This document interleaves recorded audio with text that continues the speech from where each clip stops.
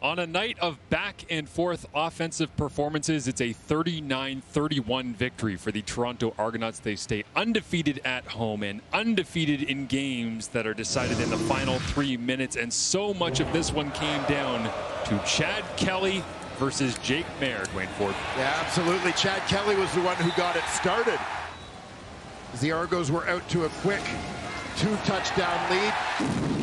Kelly to Andrew Harris, runs one in himself, but Jake Maier brought the Stampeders right back in it. Relying a little bit on that passing game. He found Mark and Michelle for the first touchdown. Luther Hakunavanu, York University product, takes one in. The Stampeders go on to take the lead in this one. Next, it's Reggie Begelton up with the long ball. Then Kelly going right back to work. Over the top to Damonte Coxie. And as you said, Marshall, a back and forth battle. There was kind of back and forth and back and forth and back and forth. As Maier and Begelton weren't done. Maier with 4 touchdown passes in this game. Kelly comes right back, flea flicker. Deep down the middle to DeVaris Daniels. Just a fantastic shootout between two young quarterbacks in this league. And what we don't have on there is the amount of air yards between these two quarterbacks. The theme on all of those throws, they were majorly vertical down the field, not afraid to take those home run shots. One of the men who was on the receiving end of them time after time, Damonte Coxie. He's field level with Matthew Shinetti. 102 yards and that incredible touchdown before halftime. Damonte, games like this when they go back and forth, does it remind you of why you love playing receiver and why you love the game? Yes, sir, definitely. You know, that's what we practice for, the clutch moments. You know, we have a lot of practice up and down when defense is battling, but we do a lot of clutch at practice just to keep us focused for when the games are tight. What kind of confidence do you, all the receivers, and Chad have when a team, your opponents push, you guys push back right away? We got a lot good confidence. Chad keep everybody humble. Coach RD keep everybody humble, and Coach P. So, you know, we just know to do our job and what we was practiced to do. What was that call at the line? Did you talk to Chad? Did Chad know before halftime that you had something? Did you tell him? Yeah, Chad always watching, so he always telling me if a corner peek and to get ready. So every play you got to be ready for that play. But specifically that play, he told me he was coming to me. I gave a little shout out to your young boy on the broadcast. Do you have a message for him and your family back home in LA? Hey man, I love you, Kai. And I'm gonna keep doing this for you. And I love you. Thanks for this. Appreciate it.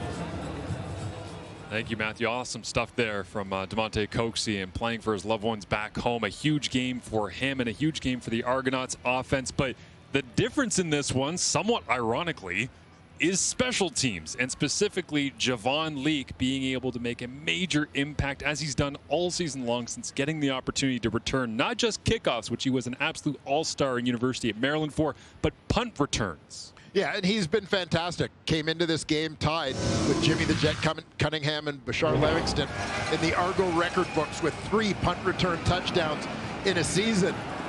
Apparently Javon Leak didn't like that crowded page of the record book and decided to make it his own, turning in his 4th punt return major of the game. It would be the winning score in this ball game.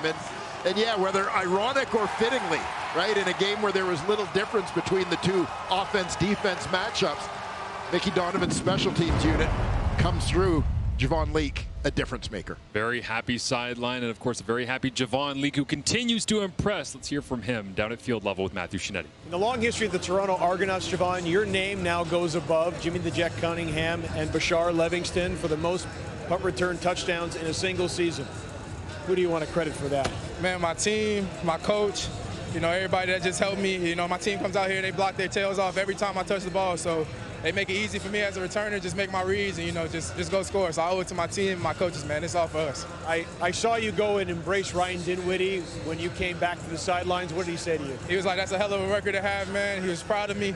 Told me to keep going and just, keep my head up. And he was just saying he was proud of me. That's all. Can you feel the energy in a game like this on the sidelines, knowing that it's every possession, every opportunity is someone else's chance to make a play? Yeah, literally. I love games like this. Somebody's got to make a play. Somebody's name's got to be called. So anytime you get to have that chance, you just got to do it and execute, man. How many more you got in you, do you think, this season? Man, as we keep blocking this way, it's no telling, man. I'm going to just keep going, keep trusting my blocks, and going to let God do the rest. Congratulations. Appreciate it, man. Thank you.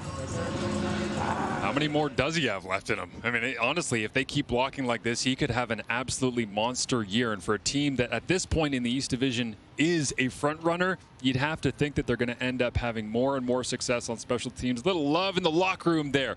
Andrew Harris giving Chad Kelly a game ball as he continues to lead this franchise in his first full year as a starter. Next up for the Argonauts, it's a little game called the Labor Day Classic down the road in Hamilton while Calgary goes home to take on the Edmonton Elks in a classic of their own.